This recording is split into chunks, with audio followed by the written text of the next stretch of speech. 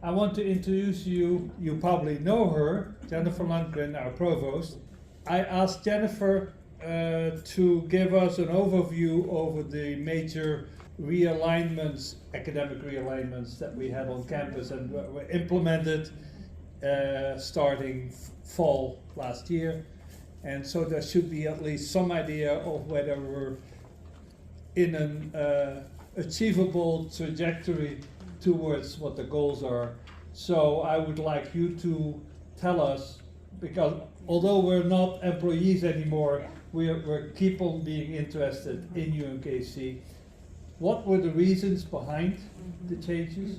Is it only financial? Is it only strategic? What? And are there specific goals that you've given to units to achieve or to strive for? And what are the things that may have been lost or re-emphasized or de-emphasized in the new arrangements? And then after your presentation, we'll have a discussion and answering questions. That sounds great. I hope to answer most of those through the presentation, but if not, we'll come back to them. So it's great to see some familiar faces, and some of you I don't know that I've met in person, so nice to be here with you this morning. If you're not familiar with me and my background, because provosts and chancellors come and go, and sometimes people don't know a whole lot about them. I have been here since 2006. So I joined UMKC straight out of a postdoc at the University of Pennsylvania School of Medicine. I'm a clinical psychologist by training. My background is in the area of weight management and eating disorders. And so eat up, because we're all eating calories. It's healthy. And so I started here as an assistant professor, and this was when the psychology department was over in 4825 Troost. I felt Bob shaking his head. It was us, it was social work, maybe criminal justice, and at the time there was sociology and anthropology, and KCUR. And and in many ways arrived here and felt really disconnected from campus because of really being across the street. And then I think in 2011 or maybe 10, Cherry Hall, if you remember, at one point that was a dorm. It became an academic unit, or 4 academic units, and so psychology and social work, criminal justice, everyone moved over. Honors program went up there, and in some ways I feel like that's when I really started to feel like I was a member of the campus community. In 2011, actually became chair of psychology and served as the chair of psychology until 2017. And then I was invited by then Dean Wayne Vaught of the College of Arts and Sciences to serve as an associate dean. And so in my portfolio, there were many things, but the 2 primary things, or I would say 3, were finances, graduate programs and graduate students, and space, which is always, again, I'm looking at Bob, it's just an issue everywhere and sometimes overlaps with those other 2 things. And faculty research and scholarship, again, intersecting with all of that. When I was in that role, Dennis Medeiros retired as Dean of Graduate Studies and Vice Provost for Faculty Affairs, and Barb Bickelmeyer was here at that time as Provost. So she split those roles apart because they are definitely both 2 separate full-time roles. And Diane Fillion came in and became Vice Provost for Faculty Affairs, and then I applied for and was appointed Dean of the School of Graduate Studies. And so I think that I did that. I started in October of 18. By that May, Wayne left to become provost at Utah Valley University, and I then became interim dean of the College of Arts and Sciences, and John Herron was appointed interim executive associate dean, which was a very, we had a great relationship, but it was an awkward way of saying we were sort of co-deans, and we were trying not to step on one another's toes all of the time. And then in January of 20, I was asked to become interim provost when Barb left to go to KU to serve as provost there. I thought it would be, and I hoped it would be a very short stint as interim provost, and then I would go back to the Dean of Graduate Studies role, which is really where my passion was. And then the pandemic hit. And that's really, in a lot of ways, the pandemic, as well as some changes nationally in higher education that have been building over the past, probably closer to 15 to 20 years, but I think we felt them more acutely in the last 5 to 10 years, especially with advances in technology that I'll share and integrate into this. January of 2020 was wearing 2 hats, and then by April of 2020 had been appointed provost. And it's hard to believe that it's been almost 3 years since then. And it's also hard when I look back to think about how much we did during that time of crisis. And by we, I mean the entire university. I'll share with you a little bit about, just the background of UMKC Forward. In March, it was probably maybe within 10 days of 3 years ago. So it was middle of March, around spring break. We closed down, everyone did, when we went to shelter in place. And so for the faculty and staff, it was and some of you I'm sure were here at that point, it was a very quick transition to all things remote. And we were asked by UM System at that point, the spring is always when we do budgeting. And so at that point, we were going into the FY21 budget, and we were asked to do university budget cuts of 2 scenarios, 15% cut and a 17% cut, which was really unprecedented. We had declining enrollments, largely in the core undergraduate unit, which at the time was the College of Arts and Sciences. We had declined since 2008 by about 1,000 students. It mirrored national trends, just in again, changes in higher education that I'll talk about. So to answer one of Jacob's questions, what was the motivation? Part of this was just we had to adapt. We had to adapt to a decade's worth of declining enrollments as more and more students were seeking degrees in areas that very closely linked to career paths, and national decline in enrollments in liberal arts and science programs.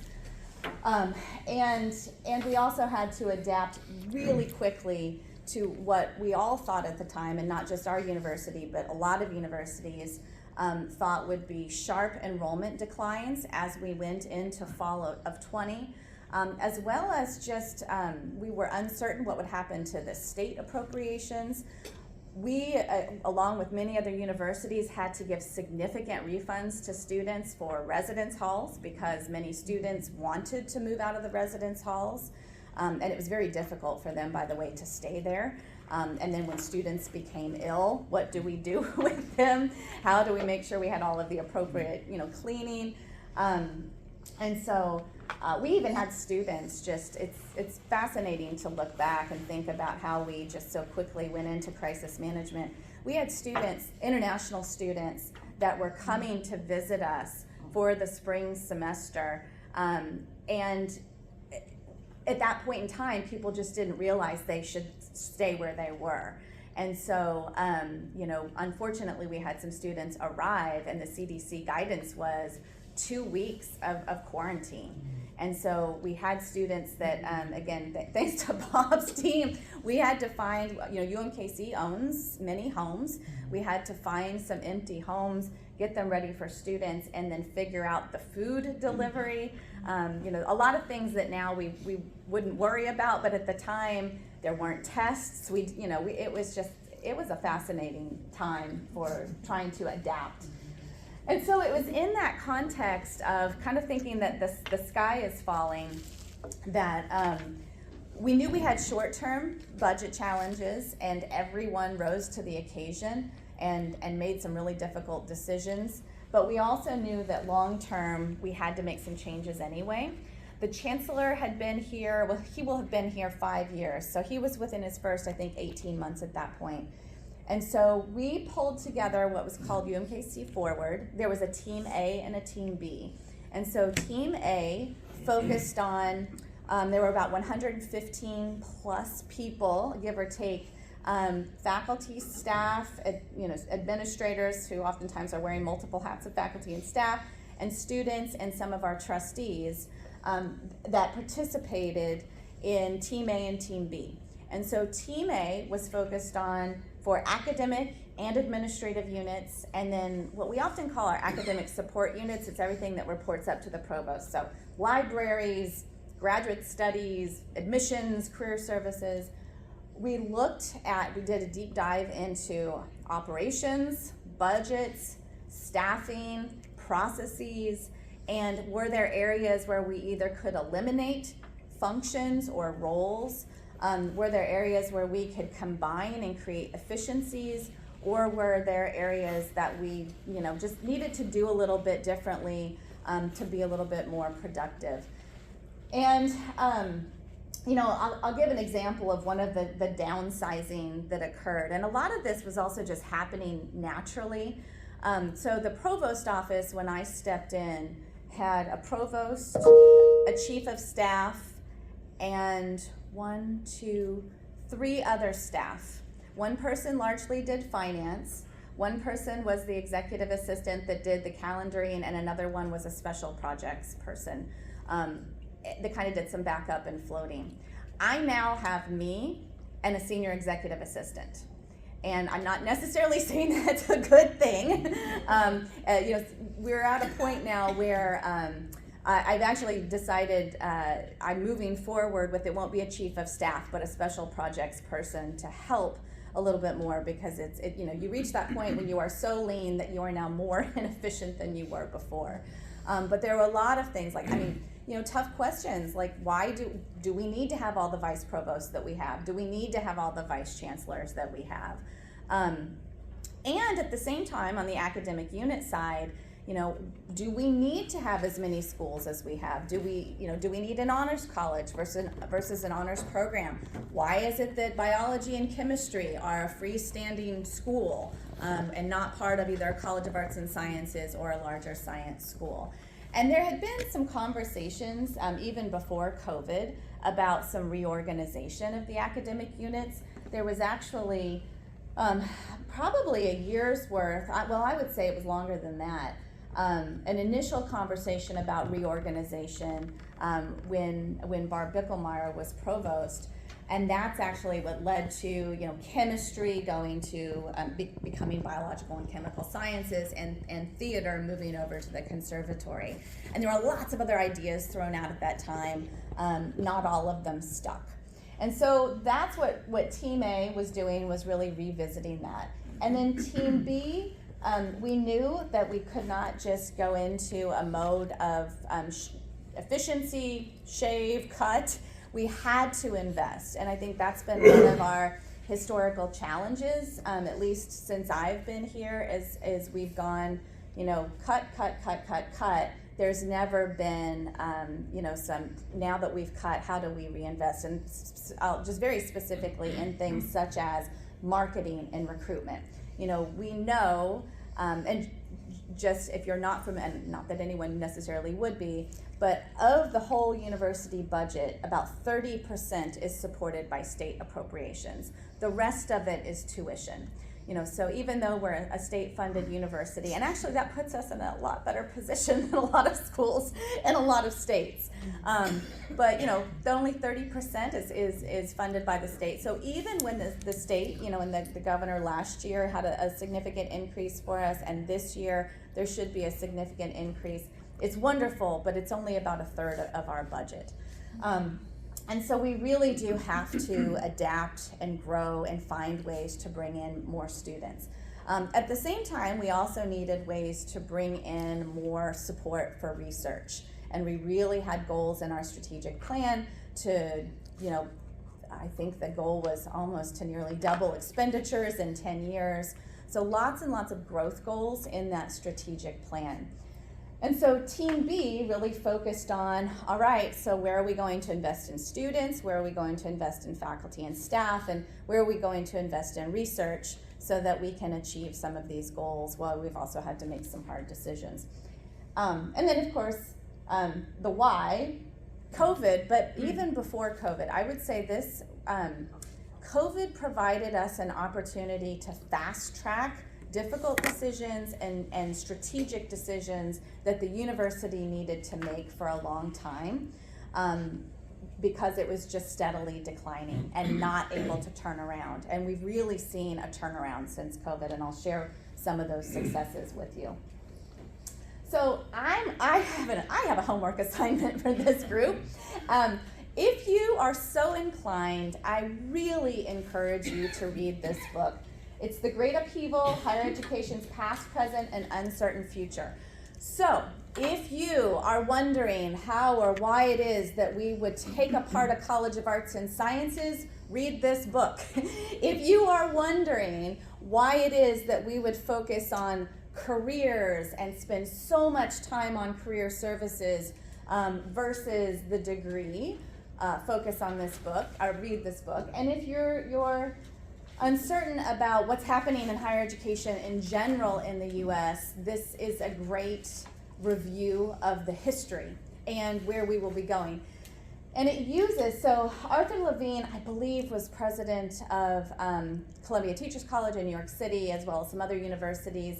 He spoke at the Higher Learning Commission meeting last year, and he's done some other speaking circuits, along with Scott Van Pelt. Jerry Wyckoff shared with me that he was speaking at a pharmacy conference recently. So they're both out sharing this book. You can also YouTube and listen to some of their talks.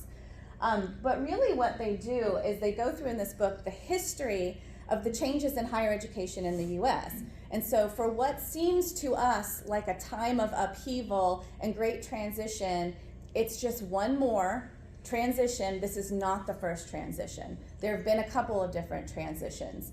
And they have typically aligned with changes in society in terms of the economy and the needs of the public, right? And so this is actually, the background picture here is from, I think it's in the late 1800s, but it's a class of Yale students. You'll notice that our demographics have changed quite a bit since this time, a little bit the fashion. But just as a reminder, so in the 1800s, the curriculum, the standard, I mean, this is what the faculty expected, this is what would be taught, was Greek, Hebrew, rhetoric, grammar, arithmetic, geometry, astronomy, history, and the nature of plants. And so we can see there's always an evolution of what's considered necessary to teach our students and our citizens. And I'm sure this did make a lot of sense at that time. At this time, 25 degree grantings in the institutions in the US. Okay, so number one, the competition was much, much smaller. Fewer people went to school, right? These were only just the kids from really affluent white families, largely male, who were going to school. But then we have the Industrial Revolution, and society shifts. And so with this change to more of a manufacturing society, the public is looking to institutions of higher education to teach us what we need to know, align your degree programs and your offerings with what we need to know, and educate more people. And as you can imagine, whether you've been in a faculty or a staff role and you've interacted with students and parents, there is, and I'll just share from my personal experience, there is oftentimes a tension between what I, as a psychologist, think that my students should know, the theory and the philosophy behind everything we do, and what they come in thinking they need to know, or even what my colleagues in professional practice are looking for. There's always that tension. And I think what's interesting, and the book outlines this, this is when some of the degree programs that we think of now as highly popular and definitely necessary for most institutions, like engineering, were not taken seriously. They were way too applied. And we're definitely at a point here where we're seeing a little bit of that tension. And so this was, I loved this picture because this so much replicates about where we were. This is Drexel Institute of Art, Science, and Industries domestic science class of 1919. This was in the middle of, around the time of the 1918 pandemic, so very similar times. So, you know, some of these lessons, right? So it's social context that's driving changes in higher education, even though as a faculty member, I like to think I drive the change and push it out. But we all know that it's a reciprocal process.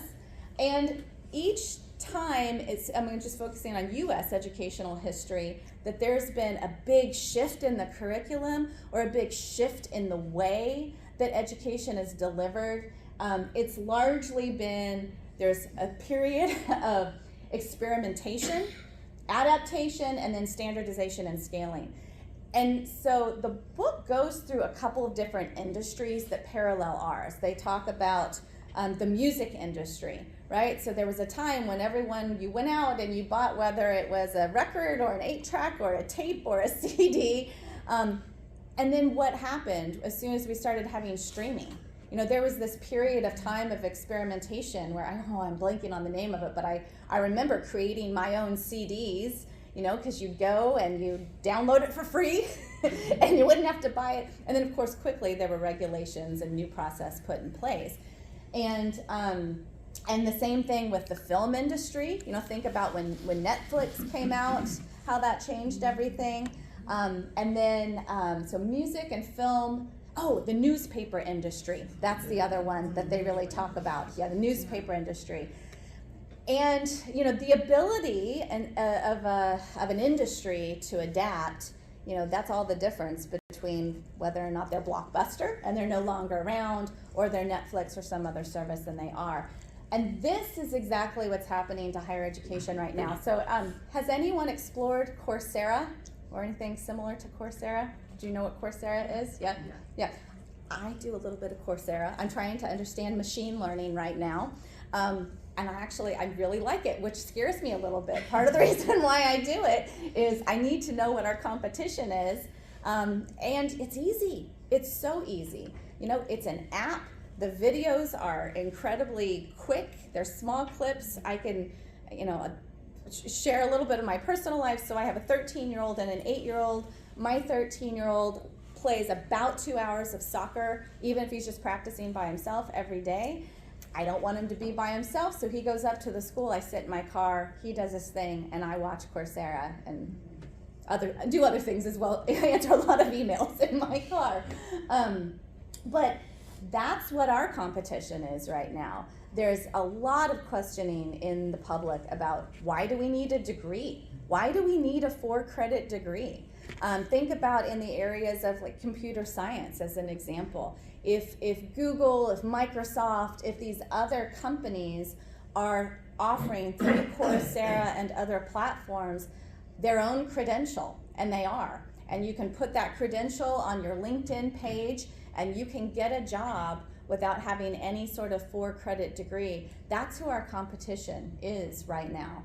And if you look at the model of some of these, it's $15 a month. So you don't have to take out thousands of dollars, you know, in loan money in order to not only afford your tuition and your fees, but if you need to live in the residence halls and food and all of that.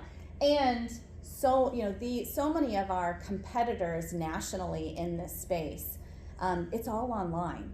And that's not great for everyone, but for many, many people, including not just the first-time college students that we kind of, you know, would say, quote unquote, the traditional college students, but here at UMKC, we've always had a lot of adult learners as well. That's really easy for them. And so as we're thinking about those losses of students over time, and as we think about, well, how do we compete in this space, both at the undergraduate and at the graduate and professional level, that's where we've got to constantly be thinking about, how do we be innovative? How do we adapt? Because, you know, the days of, you know, majors that, again, 20, 30, 40 years ago being the most popular majors, that's really rapidly shifting. And I'll share with you, right now, about 10 to varies semester to semester, but about 10% of all of our student body are international students, largely from India, and most all of them in the Master's in Computer Science program, because there are so many tech jobs nationally, internationally. You know, if you think about Google and Facebook, and not just those, this is one of the things I love about my machine learning videos. You know, even when you are on social media and you know, the algorithms to decide what products are going to be marketed to you. I was thinking about, could we do this with our course schedules? You know, I'm serious. There's such a shift right now in what students are looking for. When I was in college, I would go to the catalog and I would look through it and go, oh, I want to do this and this work, and I would put it together myself and I would enroll.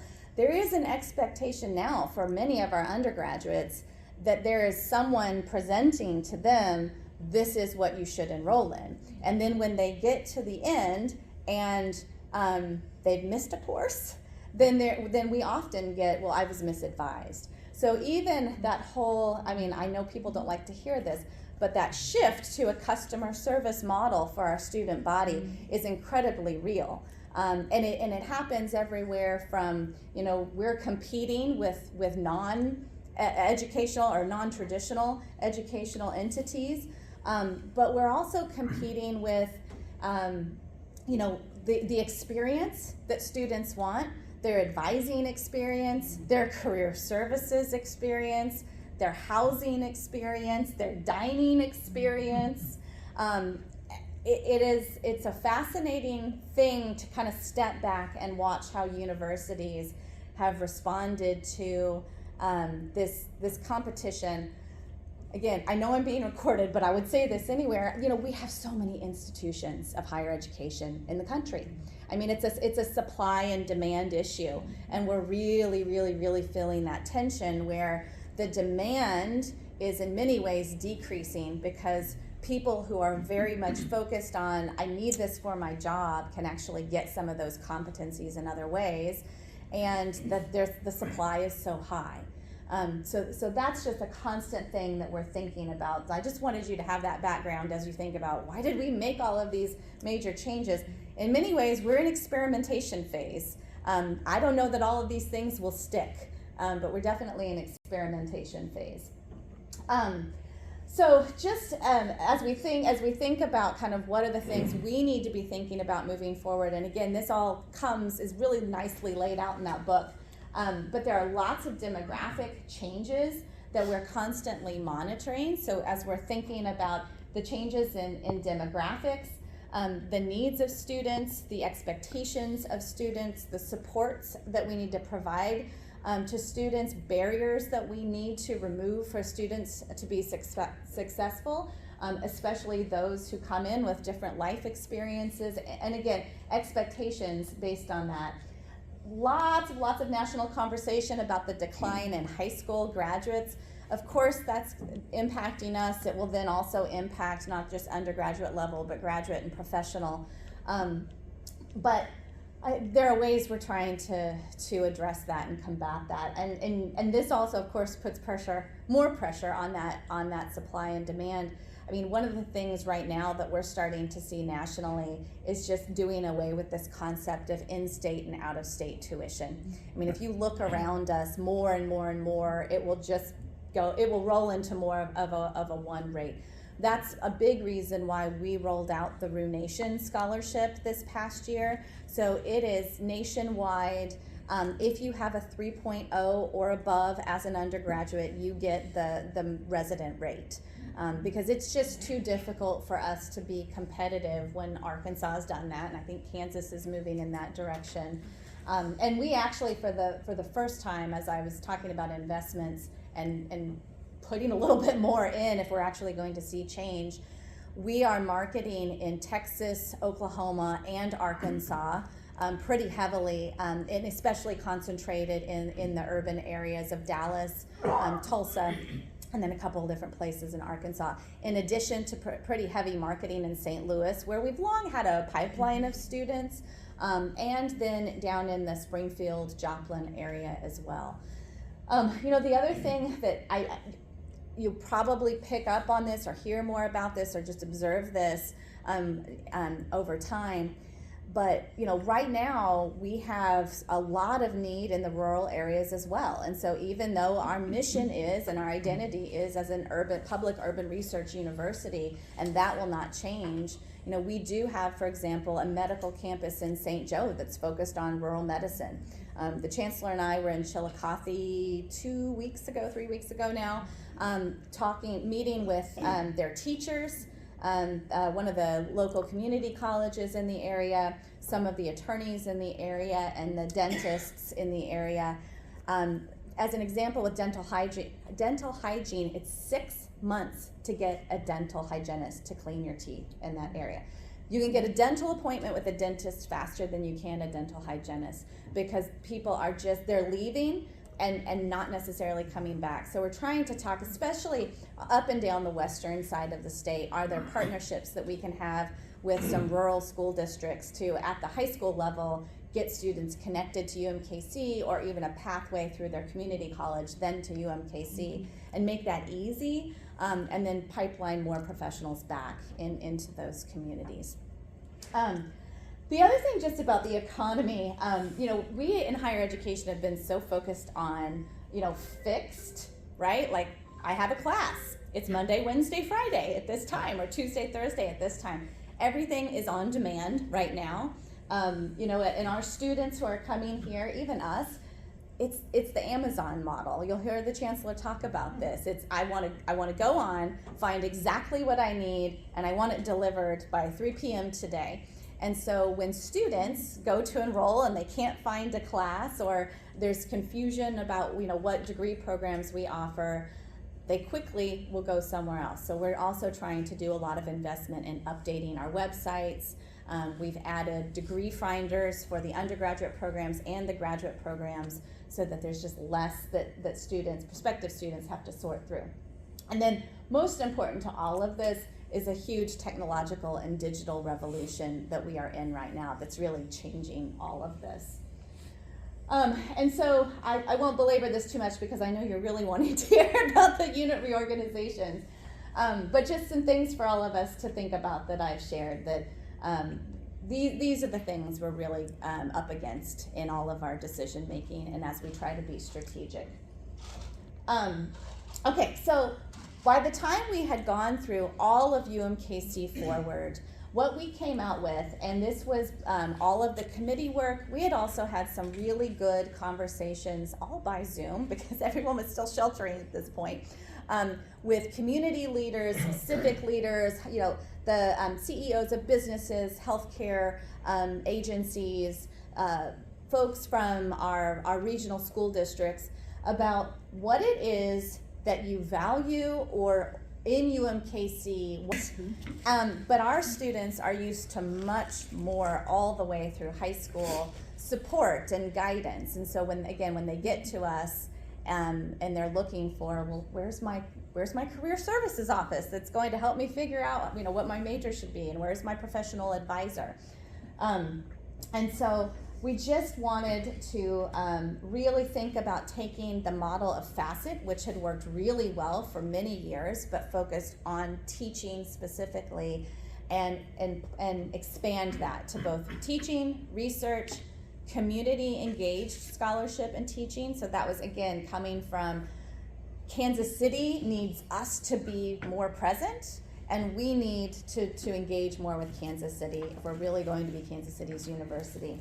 And then the last piece of the last pillar of CAFE is just everything from, we had a one-day new faculty orientation, now we have a year-long new faculty orientation. system restructured during this time. If anyone was ever involved in new faculty teaching scholars or different iterations of it, that went away. The leadership development program for faculty went away. And so we needed to replace that with a campus-specific program. Now, there is an administrative leadership program that many staff participate in. System has kept that one, and there were a couple of other programs through HR for staff. And so that's why we didn't feel like we needed to recreate a center like this for staff, but definitely felt like there was a gap there for faculty. The other thing that we had been working on for a couple of years but had never really taken off, and again, this is in the spirit of we're going to take some risks and see what sticks and what doesn't, but we launched Talent Link, and so Maria Myers is actually, this reports up to her. She has a lot of connections with the business community, does a lot of entrepreneurship and business development support. And so the idea behind Talent Link is that it would be one-stop shopping for all of our continuing education, our non-credit offerings, but also would be a great resource for businesses who wanted us to create content for them for the professional development of their staff. And then, of course, the academic unit realignment. The academic unit realignment was not initially presented when we got through Team A and Team B, in part because there wasn't a lot of agreement, and there was a sense that we needed to make some change, but we needed more time to do it. And so we took the fall of 21, and we had Faculty Senate really take the lead on coming up with multiple models for, if we're going to rearrange our academic units, what are some different models for this? So it wasn't go, whatever you come up with, we'll implement, but it's here, what are some different models and what are the pros and cons of those? And we also had deans engaging in a similar conversation. And I'll share, we explored everything. I know everything from, everything that was in the College of Arts and Sciences would now go somewhere else. Everything from many of the social sciences either merging with the law school or education, and anything related to arts and humanities merging with the conservatory. And if you look nationally, these are the types of configurations that exist elsewhere. Some have what we would consider traditional models, others are changing in this way for different reasons. That's not, of course, what we ended up with, but just some of the different models that were floated. So I'll get to that. I just want to real quickly introduce you to some people and tell you a little bit more about these programs. And if at any point you have an interest in engaging with these, please also let me know. So as I mentioned, the Career Escalators program, we landed on these 4 tracks. It's really critical to understand it doesn't matter your major. And we share this. We have conservatory students who are in the business track. Why? Because they want to have their own dance studio or their own music store, right? And we do have an arts entrepreneurship certificate, so there are a lot of students that are really interested in this. Psychology, with my background, you can be a psychologist and go into any one of these tracks for graduate and professional school and in terms of your career. And we also recognize that, in some of these tracks, you will need a professional degree or a graduate degree to be license eligible in a state, wherever you choose to live. And then some of these, you're ready to go straight out of your undergraduate degree. But really, what's behind them? And this is Mako Miller. She comes to us from Kauffman Scholars Program. And so she's got lots of experience working with young adults who are transitioning to college, and she focused on their career services. And she's tons and tons of energy, so I do hope at some point maybe you should think about inviting her in to share this with you and how you might be able to engage. But these are the core experiences. So it's a lot of career guidance, a lot of assessment. So you come here and you think you want to be an occupational therapist. Do you even know what that is? I see this a lot. What it is that we do well for our community, and what do we need to keep doing? And one of the things that just loud and clear came out of those conversations is that for many, many years, we have been the pipeline to the workforce in Kansas City and in some very specific areas. Healthcare, I think, probably was the #1 thing that we heard. Education, and then business, engineering, and oftentimes a lot of overlap with that. And then lawyers, law and justice. And so from that, knowing that we had a strong history in our professional programs and in some of our graduate programs as well, and we are, we've always been, compared to other comprehensive universities, a little bit top heavy on the graduate and professional. It's because we were private professional schools that came together with, University of Kansas City in the 60s and joint system. And so we're still about 60% undergraduate, 40% graduate and professional, which is much heavier than a lot of institutions, like for example, Mizzou and KU. But we're seeing that as a strength. I think prior to this time, a lot of people felt like that was a weakness because graduate and professional education can be expensive. And so we kept focusing on, we've got to grow undergrads. It's just focused on undergrads. I think now we're in a space where we realize it's both. We absolutely have to grow undergrads, but we also have a lot of work to do to improve the experiences of our graduate and our professional students and to recruit more of them. And so that's why we came up with the Professional Career Escalators program, and I'll share with you some details on that. We also heard a lot about a need for faculty development in particular. Faculty are in the classroom with the students, and there was a strong desire for, when our students, for example, are learning on iPads, starting at kindergarten all the way through, and they get to us, and we're still scribbling on an overhead, is that the experience that they want? When our I'll use myself, but when I went to college, it was, okay, you're on your own, figure it out. People will say, I want to be a psychiatrist, and they don't know the difference, and that's okay, but they don't know the difference between a psychologist and psychiatrist, and that one goes to medical school and one gets a PhD, and that they need to think about their undergraduate major when they're thinking about those paths. So that's the type of career guidance. Mentoring. So right now we're doing cohort-based mentoring because we just enrolled our first cohort. There's 90 students this year.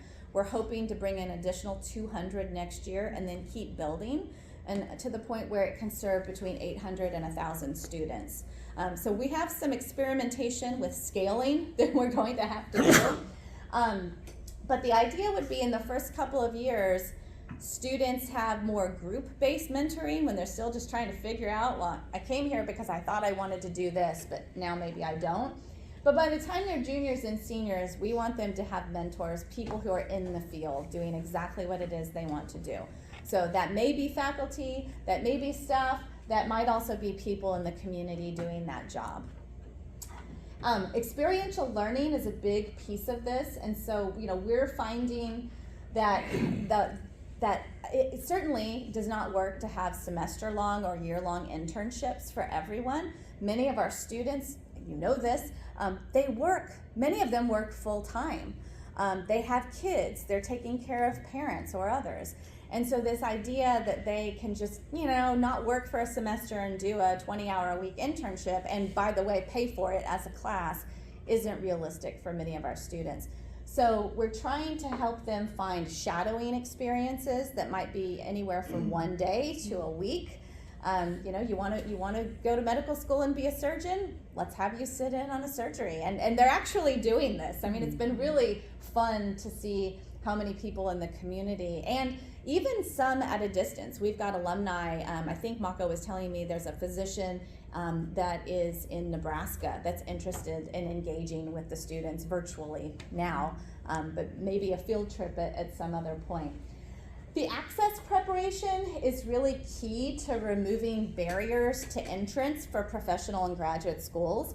Many of our students don't realize, and I know this just from years of teaching psychology students, they come to me as seniors and say, well, I want to do what you do. And I was like, okay, well, you're a senior, so let's back up and think about what you need to do. Have you taken the GRE? Do you know what the GRE is? How'd you do in experimental psychology? Do you like statistics? Because even if you want to be a clinician, you're going to have 5 to 7 years of lots of statistics in graduate school. And so this is a lot about, and again, this is where as our cohort advances, and they're ready to engage in this, there'll be a lot more involvement of faculty in particular to help them. What is a personal statement? When do I need to submit a CV versus a resume? Those types of things. We're also offering, all the students don't have to do it, but a leadership credential that Student Affairs is leading that's transcripted. That right now, like this spring, they're going up to William Jewell. They have a ropes course that they're doing together. Again, lots of assessment, lots of helping the students see how their leadership style and goals will impact their career. Again, cafe, I won't spend too much time on this, but these are the 4 pillars. And I would say they've all been really successful so far. In terms of, in this kind of summit, we have faculty fellows, and this is the next one so you can see who they are. So this, like Facet, is a by faculty for faculty model. We do have some staff, Alexis Petrie and Molly Mead, who are co-directing it, but they've got lots of experience in course development and in grant writing, and it's really wonderful to see how they're supporting the faculty fellows. So we've got a grant writing program that Rebecca and Young are leading. They are in charge. It's smaller grants for smaller grants and/or for junior faculty, so they're under $1 million. They participate in this semester-long program. They get a stipend or a course buyout if they then go forward and submit a proposal. And then Chris Liu, who's Vice Chancellor for Research, is running a larger program for grants that are over $1 million or faculty who are a little bit more advanced. They're focused more on team-based projects. As an example of this, did anyone read that Pete Buttigieg was on campus last week? Yes. Yep. So he was here for the airport, but came over because we are one of, I think, 32 universities. We are the lead in a consortium. We have a university transportation grant. It's $10 million over 5 years.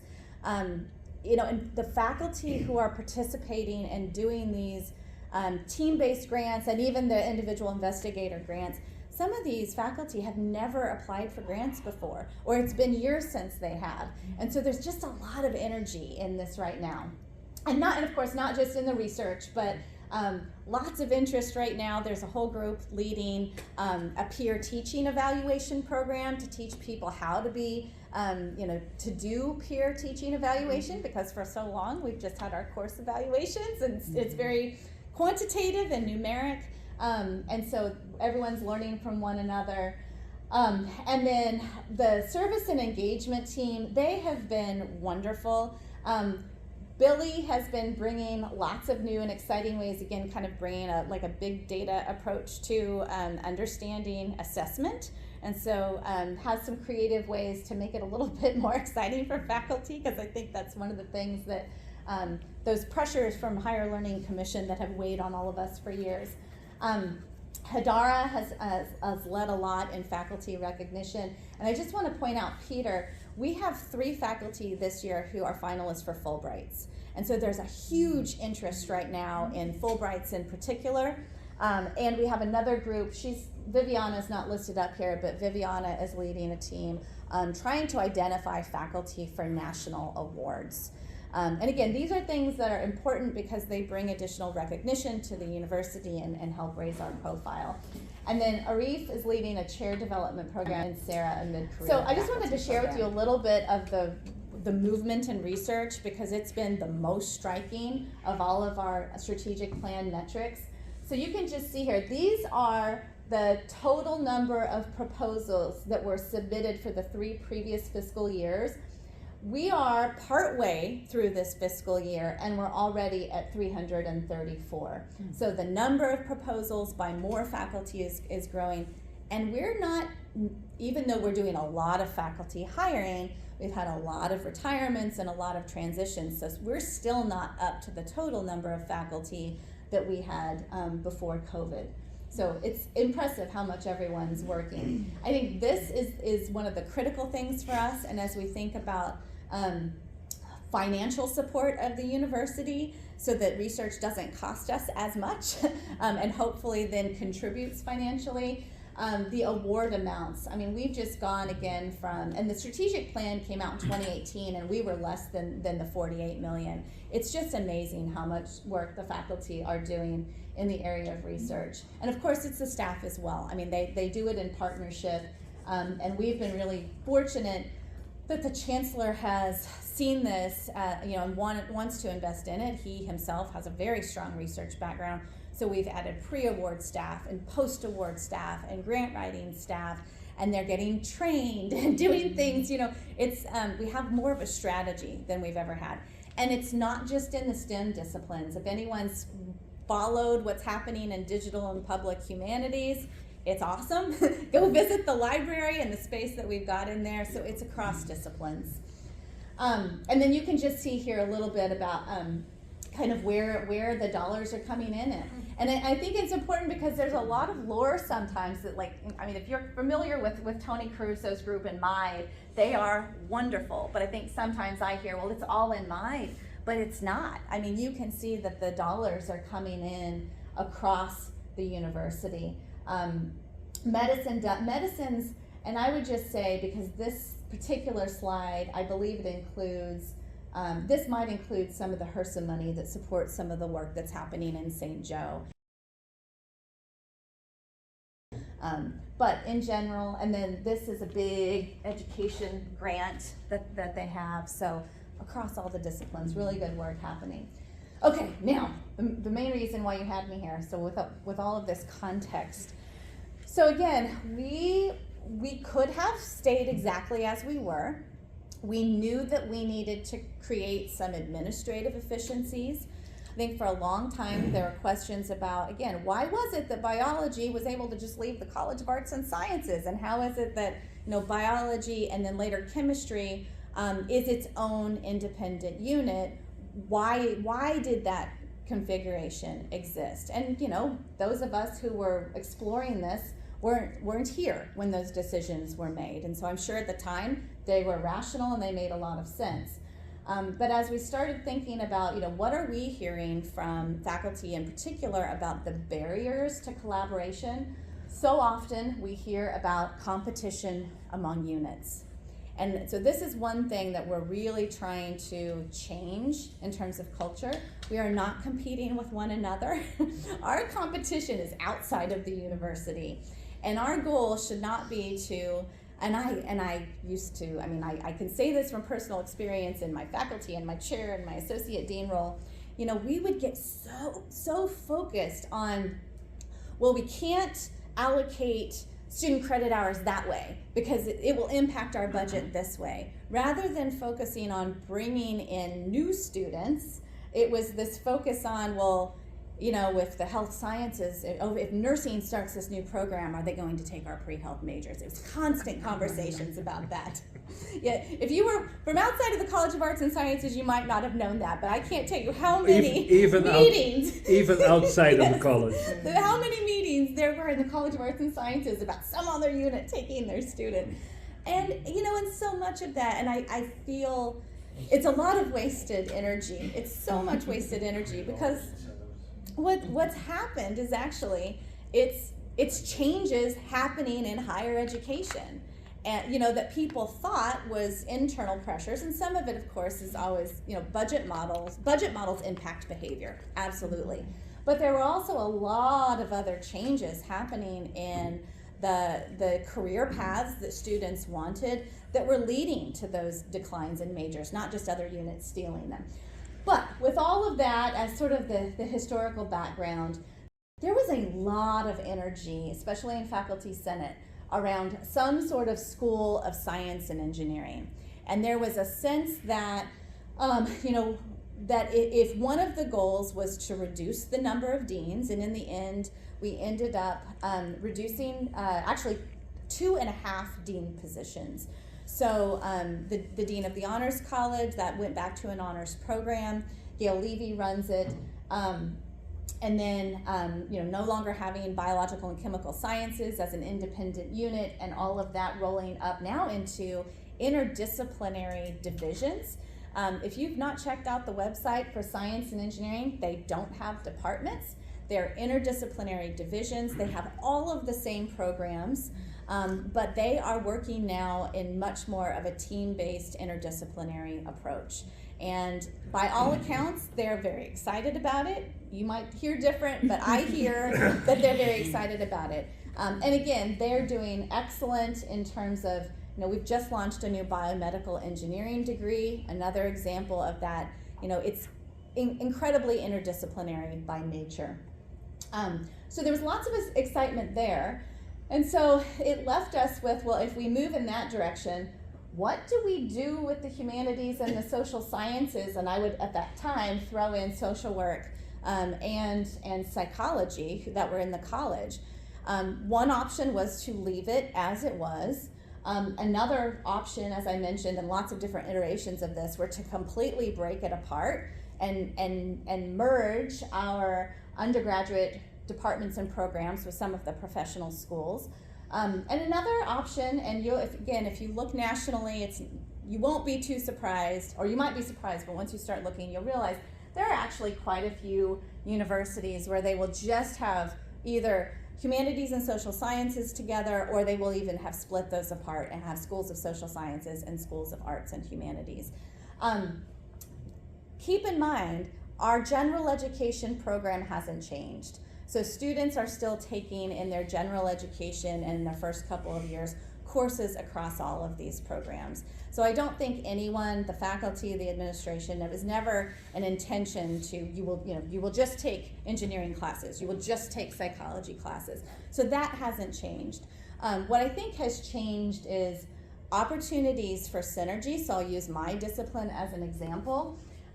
Social work, I would say, historically in the college was always a little bit of the odd unit out, in the sense that we would sit around in the council of chairs and talk about all of these undergraduate focused issues, and social work chair and whoever they were would say, that doesn't apply to us. We're a graduate program. We're accredited. We have a different set of needs. And so, as we were thinking about that, and then also thinking about psychology, historically, one of the largest majors at the university, and again, that parallels national trends, they have usually anywhere between 400 and 500 majors, but if you ask the faculty, the real focus is on the PhD program in clinical and in experimental. And many of the students, that's the path that they want to go on to, and you can't be a psychologist unless you have a PhD. You have to now, there are master's programs in like counseling and guidance, for example, that many of our students go into. But even then, there's a state licensure requirement and there's a graduate requirement. And so in many ways, and counseling psychology, and this is true nationally since the 1950s, counseling programs have been in schools of education.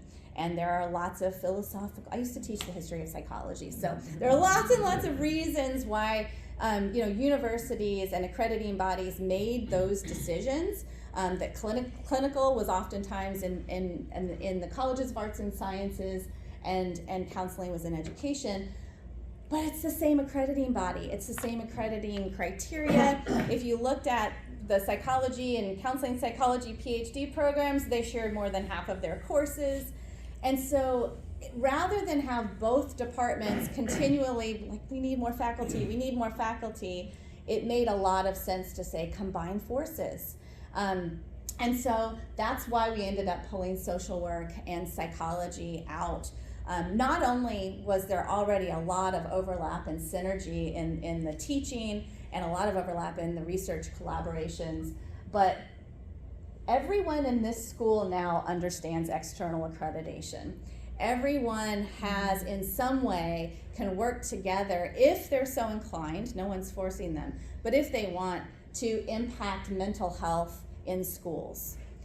So there, as we think about grant funding opportunities, curricular development opportunities, there's just a lot there. And then in the humanities and social sciences, what I'm so excited about, again, I don't always hear everything, or I hear it through specific voices, but what I'm hearing, especially with Dean Falakov's arrival, there is such a sense now that they can grow and build themselves and innovate and not constantly have another group or division within the college that is competing for resources, or that maybe has a larger voice. And I think a great example of this is the work in the digital and public humanities space. They've really, really been able to come together, get external donor support, get federal funding. We're having some preliminary conversations about is is now the time to actually have some disciplinary specific PhDs. Psychology has one, counseling has had one, nursing has had one. Everyone else has had to function within the interdisciplinary PhD space, which, by the way, we have learned now, none of those, we have about 350 students at any given time in that program, none of our graduates count toward the Carnegie classification.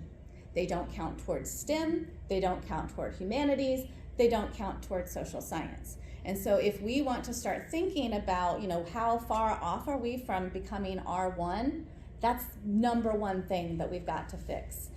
Because our research growth, we could compete with some R1s with smaller research expenditures. But as we start thinking about, we're graduating all these doctoral students, but if Carnegie isn't counting them, do we and it wouldn't necessarily be major changes, but can we break out some disciplinary specific programs so that the work we're already doing counts toward those goals? So don't be surprised if you continue to hear a little bit more about that in the next year or two. But that is lots of work with curators. They would have to approve all of that. That process would take a couple of years. Again, these are the types of conversations now that unit is able to have, and there's less concern about competition. Well, if humanities gets a PhD or social science gets a PhD, what about the natural sciences? Because people are just able to be a little bit more collaborative in that space. So we will see. We'll see. Right now we've got new dean in that unit. We've got new dean in conservatory. I know you've been able to meet Courtney Kerpel, and we just hired a new dean for education, social work, and psychological sciences, Sarah Fritsch, and she will be here June 1. So once she gets settled in, and she, by the way, comes from a university.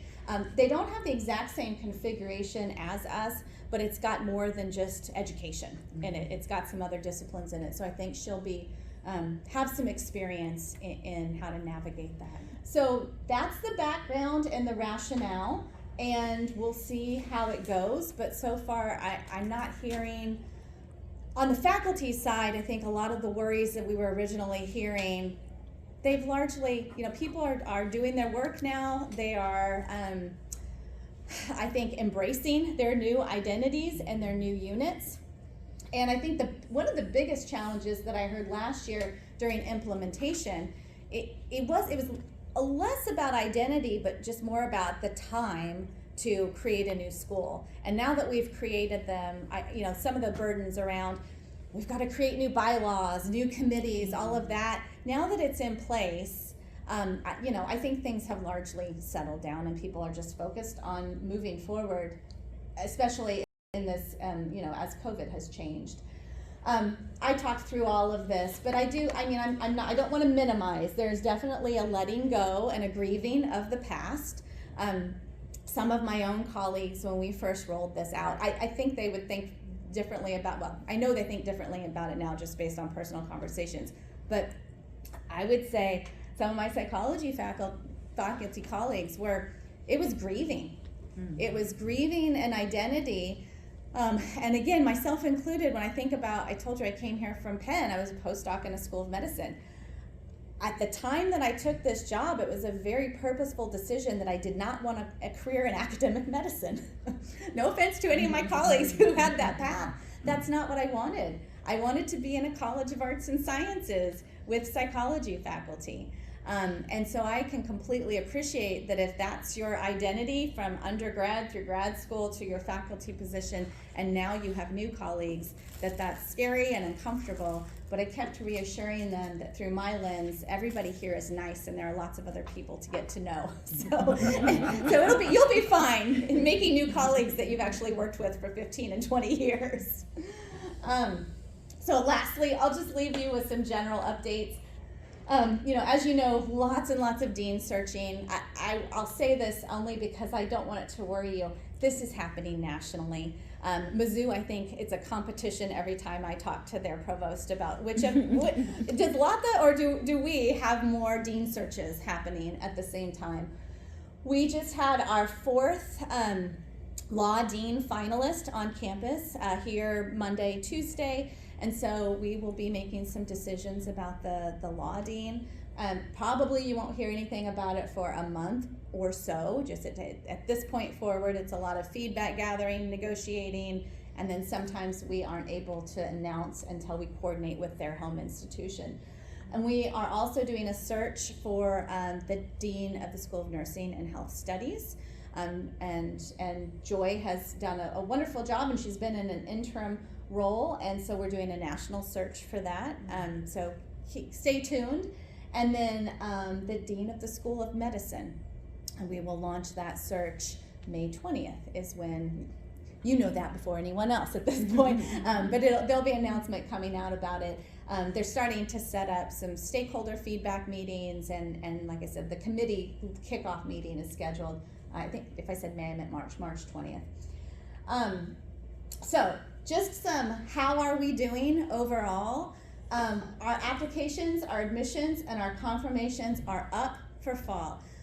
We are up in applications 10% for undergraduates. It's really amazing, and thank you to Doug Swink and Alora and everyone at admissions and everyone in MCOM and Ann's team, because it's been a team effort. We are up around 3.5% in confirmations right now, and that's in the first-time college students. We're also up significantly in transfer applications and confirmations. We have a little bit more work to do in our graduate applications, but things are trending in the right direction. And we're also really trying to have a concerted effort this year for the first year to get our own students into our graduate programs. We're offering a scholarship for our graduates. We had a graduate school fair, and we've always waived the application fee, but just a little bit more marketing around, hey, you're graduating, what's next? Freshman to sophomore retention rate. So when you hear retention, like US News and World Report, they're always talking about, just because nationally this is the metric, first-time college students only, freshman to sophomore, even though we're about 40% transfer. But ours, 77%, the highest in 15 years, and that's not by chance. There have been so many efforts, largely led by, we have a group called UMKC Central and RU Advising. A lot of outreach campaigns, we go through and we look at, who's got a financial hold, who might need a little bit of support. We get them resources. We do a lot of grants where they, if it's $300, that should not be the reason that you don't come back. So we just waive it and bring them right back. A record year, as I showed you, for research. We also have the highest year, I think it's ever, in fundraising, largely due to health science district building, but it's still great. And lots of building renovations and new construction. So Block Heritage Hall, that renovation wrapped up over the summer. If you've not been over there and explored that space, it's really nice. We have the Health Science District building that we're nearly done fundraising for, and we're in the design phase. It'll be a while before you see any sort of groundbreaking, but there is incredibly active design happening with dental school and medical school, and it's one of those things where if we would have had double the amount of money, we could have kept building and building and building. For the dental piece of it, we're moving over the pre-doctoral clinics. All of the residencies or postdoctoral clinics will not be moved over there because we just didn't have the space. But it also frees up a lot of space in the current dental school building that we'll be able to renovate and see what we can do with there. So faculty, I mentioned the 3 Fulbright finalists. And then the other thing that I think for me in this role that's been really critical is our recognition in the community. If you go to the zoo, if you like to go to the zoo, go. We have a new, it's over in the Australia area by the Roos. It's a history of the UMKC and the Roos. Okay? It tells the story of why our mascot is the Roo, which is of course linked to the zoo. There will be a Roo selfie station. This is phase 1. Phase 2, there will be like an interactive area for kids where you can see if you can hop as far as a Roo. So lots of just, again, very strategic and intentional investments in, our preschoolers need to know what UMKC is. They need to be in UMKC swag, and we need to introduce them very, very young, and their parents. We had a UMKC day at the Symphony for the first time this past year.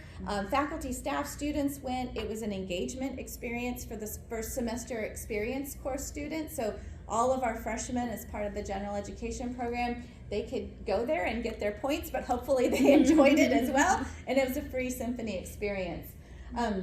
We have Royals Day, UMKC Royals Day coming up. We've done Sporting Day for a long time. We're in conversations with Kansas City Currents to have partnership with them. It's going to be huge as we think about going into World Cup in just a few years. And then we also launched something called the Community Insight Academy. And this is a really intensive day-long experience where we take key community, again, civic leaders, key partners in the community who we know they're UMKC supporters, but they don't have a great sense of what we actually do. And we immerse them. So we have a conservatory immersion. We have a medical school simulation lab immersion. We take them all throughout campus and we help them really see. We take them over to the Plaster Center and let them do AR, VR and see the drones. So they leave and they go and they tell people in the community, wow, UMKC is doing amazing things. And that's in large part, many of these things, by the way, are in large part to the work of Ann Spinner's team and MCOM and Kurt Crispino's team in external relations and community engagement and foundation as well. So with that, I'm sure I've gone way over. I'm so sorry. But what questions can I answer for you? Yeah. What is the estimated timeline for the addition to the Performing Arts Center? Yes. So Dean Krupel right now is working on just kind of a high-level design, because the way we've got to do this is we've got to figure out what the design is, and then what we think the cost will be, and then go into fundraising. We are not, and so this is in part because of feedback from the music accreditors, and then dance will be here next year. We are not thinking right now that a brand new building is the way that we need to go. It will be renovations and additions to the existing building. And part of that was because the music accreditors shared with us, because they had seen some of the previous renditions. First of all, cost. I think the building was somewhere around $150 million, and that was a couple years ago, the original designs. That's not something that in our assessment with the foundation that the community is willing to fund right now. Probably something closer in the $30 million range as a first step to get the additions added to the building and renovations. But the accreditors really suggested that we focus on safety first and needs of students and the needs of faculty. So examples would be, we've done some renovations. We're doing in the large ensemble room renovations because when they were testing the decibels, they were way over what they should have been. It's damaging to people's ears. So we're trying to, and I think we put in, the renovations this year were maybe $4 million, and they're to the practice rooms and to the large ensemble and to Grant Hall. And if you were to see them, you would say, that's $4 million. It's not a lot, but it's key safety renovation. Bob's like, yes, I know. I could have told you that. But I think as we think about the next phase, it will be making sure that our dance spaces meet the accreditors' needs, because we know we've got some challenges with ceilings that you can't do lifts on one side of the room. So some of it will be, it's going to be, again, focus on safety, supportive students and supportive faculty. So I know people are going to be disappointed, but there will not be a new $150 million conservatory building. But I do think that, we will, I would guess in the next 6 months, we'll start to hear more about a fundraising campaign for the additions and the renovations. But lots of work to get to that point. Because as Bob knows, we can't go to funders without a conceptual idea. And that takes longer than I like it to. What else? We'll just go around. Yeah. This is about growing enrollments. Yeah. 2 things. yesterday I was visiting a friend in the hospital who is teaching 4th graders in KCK still at age 79. And anyway, she was reporting that her 4th grade class, and these are all kids from lower class backgrounds, are coming to UMKC to do a tour. And none of their parents have gone to college. So she thought this was fantastic, you know, that they would see the campus, you know, and that it would open up a whole new world of possibilities to them. So I don't know how much, you know, you are reaching out to kids like these, schools, We to are. do this sort of thing. Yeah. But that would be, I mean, that's down the road, 4th graders, but they will be Yeah. college age in They a few will. years. Yeah. The other is, you're talking about high school, the number of graduates of high schools going down, which is happening nationally. Have you thought at all about reaching out more to middle age and older people Yeah. for potential Yeah. students? So I'll speak to the first one. So we, this past year, have official partnerships with both Kansas City Public Schools and North Kansas City Public Schools. So we have some others, just regional scholarships for students in regional high schools. I think it's $1,000 a year, stackable for 5 years.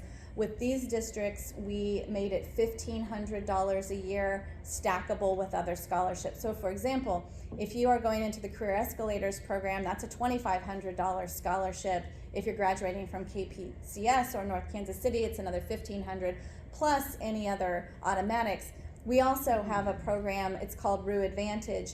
If a student is Pell eligible, their Pell is applied first, any other scholarships they might have is applied, and if there's any gap in their tuition or fees, we just waive it. And so it makes, you know, college, now not necessarily the housing piece and food, but free. And so we're partnering with the school districts. We're trying to get them to more events on campus. So in particular, athletics events. Brandon Martin, the athletics director, has been giving out tickets to a lot of, I mean, down to the elementary school age in both of those districts, just to get them familiar with us.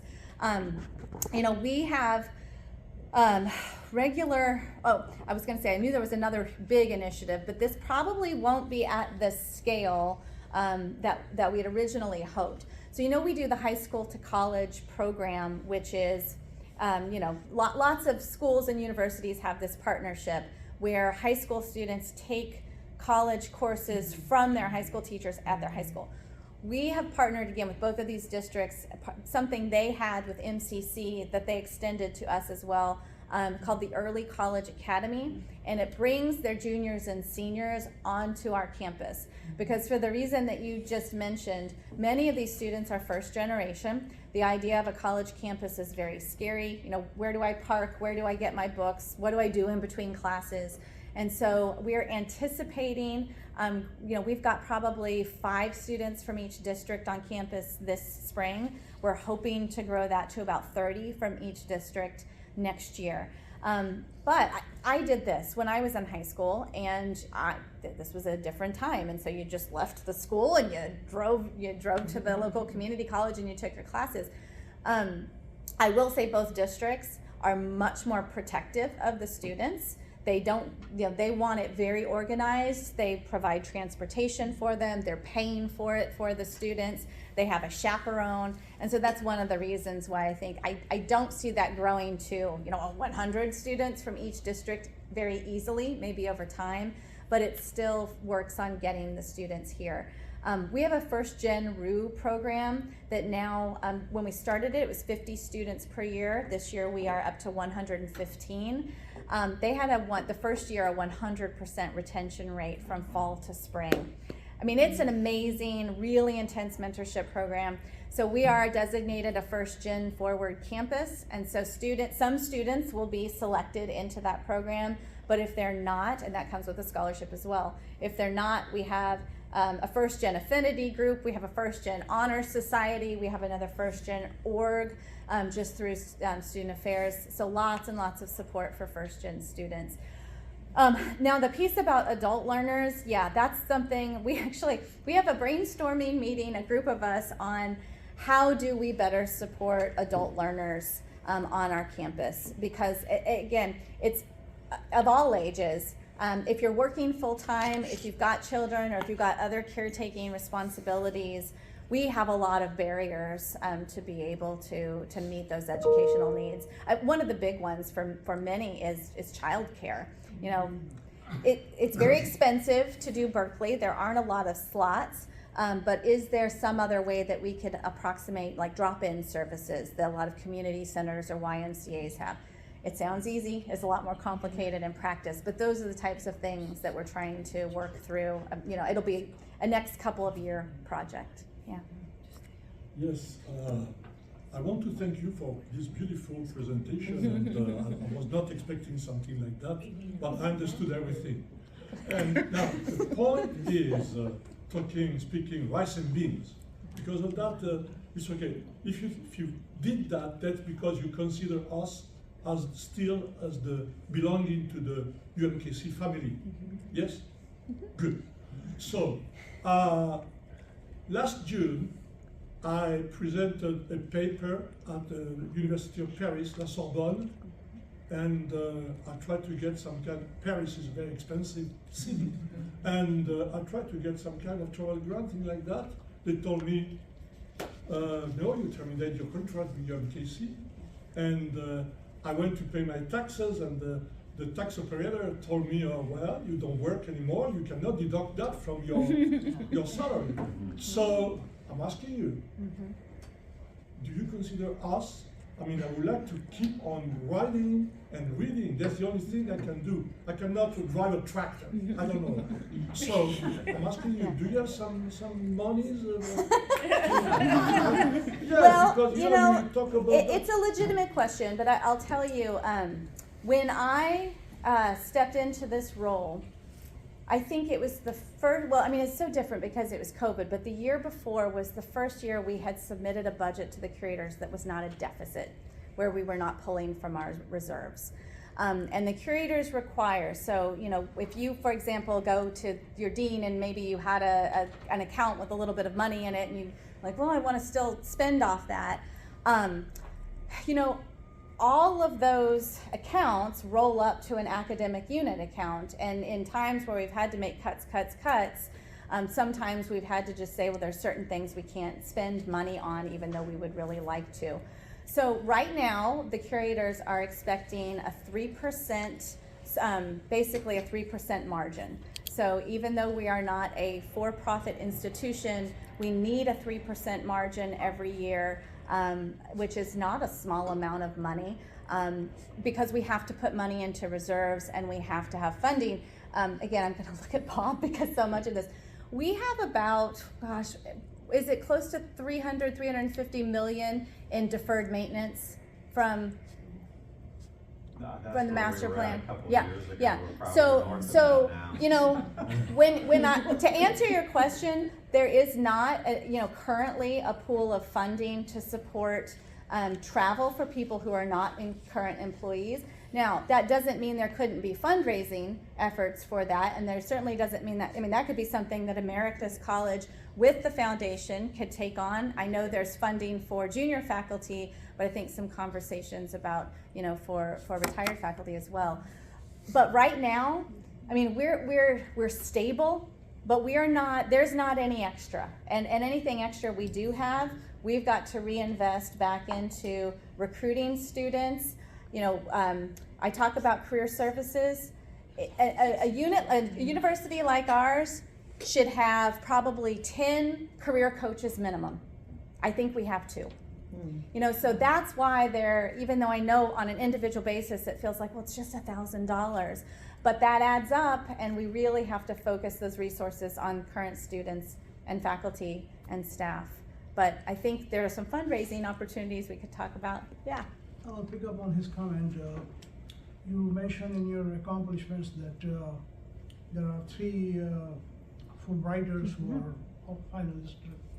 I think you should also look at retirees. You have some Fulbrighters there, so that should also be recognized. The second point is that some time ago, and I don't know when it stopped, there was a common practice at the university to recognize the faculty who have published some books. I don't know if it is happening now, but that is something that many of us are doing even now. Yeah. And that there should be a recognition of that. There's a major contribution Yeah. and a good credential for the university. Yeah. I wrote 2 textbooks and I never heard anything from anybody. Is there somebody in the There's college not who's doing it? currently, since I've been in this role, there's not been any formal process of collecting that information. But I also wonder if that's something that we could partner with libraries on. So I'm guessing libraries probably are already keeping track of that. I'll talk to It's hard Cindy. because we don't, you don't know, the faculty themselves don't always Yeah. think to Yeah. tell the library, but in terms of purchasing books, we try to watch for Yeah. names that Yeah. are affiliated.